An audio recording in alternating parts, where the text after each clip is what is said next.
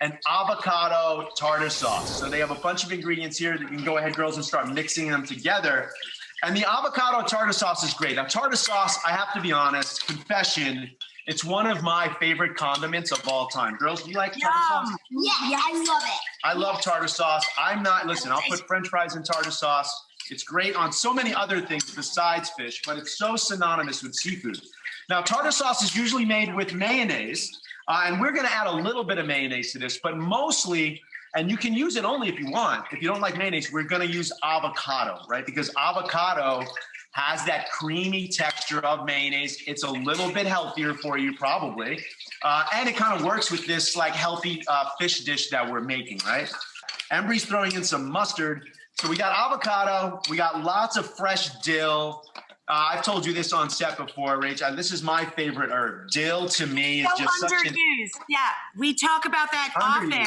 We're going to add some sweet pickles, or if you're that type of person, you can say cornichons. That's fine with me. And that's going to add crunch to the dish as well. I like a chunky tartar sauce where we're getting little bits of me too. the cornichons, or also some capers, right? Capers, which add a nice salinity to it. The salinity of the ocean, that's what we're looking for. We're going to mix those capers in there, girls. A little bit of onions. And then this one, Rach, is a little controversial in our house. I'm going to add some diced jalapeno. Girls, jalapeno, thoughts? Too spicy. I love it. I could eat them whole. All right. See, Rachel, listen, if Rachel Ray eats them whole, then we can put a little bit in our tartar sauce. A little bit. Okay. Come on, just a little bit. There it is. I'm trying to build up that spice tolerance. And the girls live in Southern California. They have to have a little tolerance for spice. It's part of your lineage where you come from. Exactly.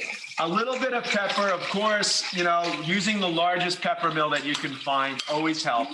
Nice. Always makes the pepper taste a little bit more. A little bit of salt. Riley, you want to put a little salt in there? Girls, by the way, and I know we're live with Rachael Ray right now, but that looks amazing. Bring a spoon of that. Bring a spoon of that to this camera. It's so gorgeous.